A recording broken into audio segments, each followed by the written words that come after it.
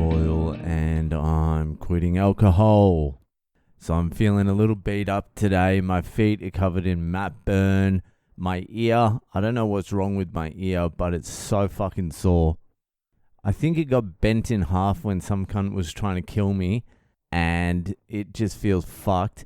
If you can hear my voice, it's a little more bassy. That's because I've been half choked to death over the last 2 days. My big toe's fucked. Everywhere is fucking sore. Oh my God. That's 3 days I've been to jiu-jitsu. And fucking hell. It's been great, but Jesus Christ, you take some fucking hits. This morning, 6 a.m., just getting fucking strangled. I was so goddamn tired. And the first guy I sparred with, he had to have been 30 kilos heavier than me. He was fucking so heavy. And flexible as well, the cunt. Just fucking absolutely squashing me into the ground. I couldn't breathe. I'm like, this is not good. I was going to tap with him just fucking on me. It was a rough fucking go, that one. He choked me out once. And he was about to choke me out again, but fucking the bell went. Then after that, I sparred with someone on my level and I crushed him, which was great. I enjoyed that. I submitted him like twice. And then after that, I sparred with a fucking purple belt.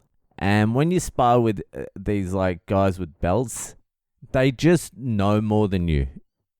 I'm like playing with limited weapons. I don't even know what they're doing. I don't even know what I'm doing. So it's all reactive. So he choked me out. I don't know how many times. I think it was just once. But it was a bad one. I tried to hang in there. But if I had fucking hung in there much longer, I would have been blacked out. I would have gone unconscious. And the day before, I fucking sparred with the the black belt. And he got me in a heel lock or a fucking ankle lock or whatever the fuck it is. And almost ripped my ankle off. I didn't even know what to do in the ankle lock. No one's even mentioned an ankle lock. So that was fucked. And I fucking sparred another purple belt who was fucking just so fucking strong. He was fucking choking me at will as well. I had a good run against that guy actually, but I don't know what to do. So whenever I'm in a dominant position, I'm just like, hey, what's going on? Anyway, I'm not going to talk about jiu-jitsu every day. It's my first fucking week back in a while. So I'm excited about it, all right? It really is all I want to talk about, though. All I want to talk about is jiu-jitsu, Bitcoin, and is there anything else? I don't want to talk about alcohol. Just fucking stop drinking, join jiu-jitsu, and buy some Bitcoin. That's all you need to do in life. If you really spend the time and dig deep, real deep into Bitcoin, there's this guy, Jason Lowry. He's a fucking astronautical engineer or something like that for the Space Force, an MIT guy, but he works for the fucking Space Force in the US, and he just released his thesis on Bitcoin. It's called Soft War, and basically he's saying Bitcoin is going to be used as a weapon, an energy weapon countries can fucking fight against each other with, so it will eliminate the need to go to full-on fucking physical war. That's why it's called soft war. Not completely eliminate it, but fucking if you can fight the fucking war in cyberspace, it's a lot fucking healthier. Less cunts gonna die. Check him out, Jason Lowry. Just fucking listen to a couple of his fucking interviews as well. They're insane. Anyway, if you fully understand Bitcoin and you buy some and then you join jiu-jitsu and commit to like 3-4 days a week, I promise you quitting drinking will be a lot easier for you. You won't even want to drink. Just do those two things. I'm talking chicks as well. The 11% of chicks that listen to this. The last couple of days I've wrestled with a couple of girls as well. And they're no fucking pushovers. There was a girl there that was fucking had to have been 40 kilos lighter than me, and I was struggling with her. It was very fucking impressive. She was up to about my shoulder, and she was half my weight. And I had to use all my fucking power to like move her around. So get into it. Anyway, I fucking don't want to talk about I don't even want to talk, but let's keep talking because it's time for this week's Boyle Breaks History. So this week's Boyle Breaks History, I was watching the Bill Russell documentary, the Celtics fucking player. Boston Celtics. Pretty good documentary as well. I didn't know fuck all about Bill Russell. I knew the Celtics had that good run though. Anyway, I was watching it and Bill Russell just happened to have been like a civil rights activist type dude. And they talked about the Jim Crow laws. Jim Crow America. And I'd heard of Jim Crow a million times. I knew vaguely it was segregation and racism, but I had no idea what it really was.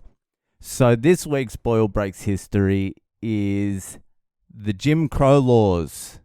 So for starters, Jim Crow is not like some dude. I always thought it was like some dude. Jim Crow. Like some black dude down in Alabama who fucking waved at a white chick or something and then got lynched. And then they made some laws banning black people from waving at white chicks. And to be fair, it's not far from that. But Jim Crow wasn't actually a person. Jim Crow was a character. This fucking stand-up comedian. Who gives a fuck what his name was? Some fucking white stand-up comedian. Trust it to be a stand-up comedian. Who used to dress up in blackface. There's footage of the cunt. Just full blackface. And he used to sing this song. Jump Jim Crow. And Jim Crow is like a derogatory term. There's a few different explanations of where Jim Crow actually came from. Like some people say Jim is like Jimmy a lock, I suppose insinuating that black people are thieves and they use a crowbar to Jimmy the lock. And some other people say that the crow part is because they used to douse corn in alcohol and feed it to the crows. And they used to like prance around fucking drunk. Anyway, all you need to know is it's fucking racist. So Jump Jim Crow was just a fucking song some white stand-up comedian blackface used to sing on stage. Anyway, that's the origins of the name. So the Jim Crow laws, they actually have their roots back to the Reconstruction after the fucking Civil War. So after the slaves were freed down south, the Southerners came up with, it's so fucked, black code. Like a law for black people. They had to be employed and they had to prove they were employed if they got stopped by someone.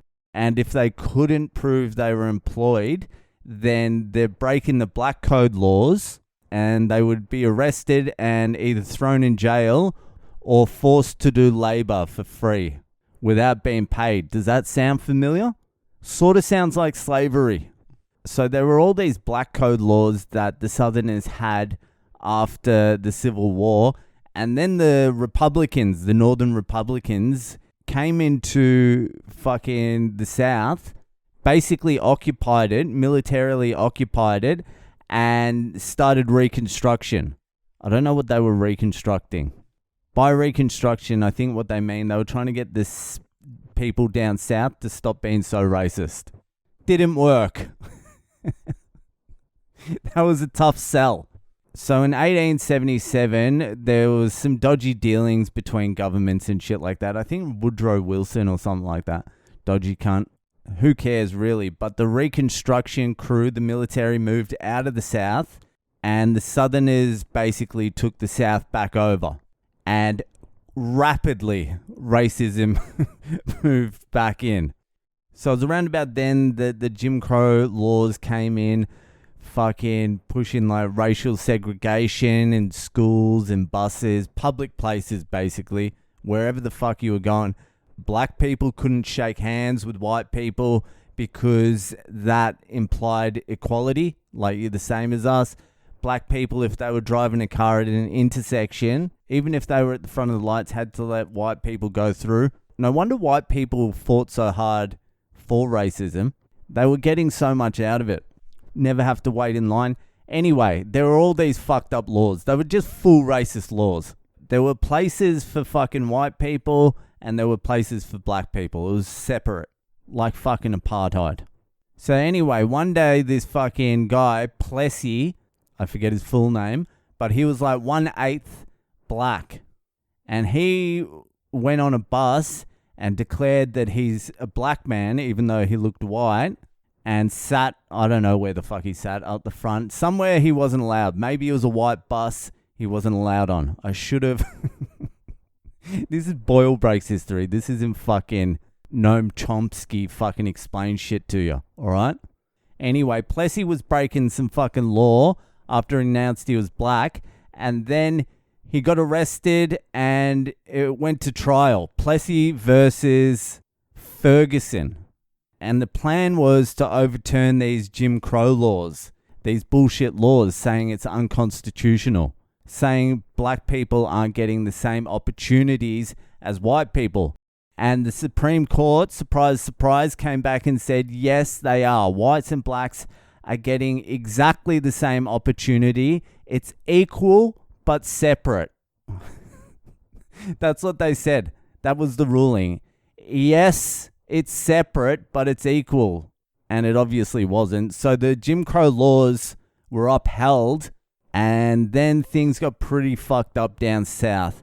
The Ku Klux Klan and shit like that would fucking lynch. I think there was 3,500 fucking lynchings of black people who broke the Jim Crow laws. The Klan, racists, all that sort of shit. And this lasted for a long fucking time. So this went from the 1800s until basically Martin Luther King, until the Civil Rights Act in like 1964 or 5 or something like that. It wasn't until then, it wasn't until fucking like Martin Luther King's time that black people could fucking shake hands with white people, go to school, fucking all that. It's horrific, and I left out a lot of horrific shit. If you want to know more about it and hear the horrific shit that happened, look it up. It's not fucking exciting. It's fucking horrific. Anyway, that will fucking do it for today. If you're enjoying the podcast, give it a share around, and I'll see you the fuck later.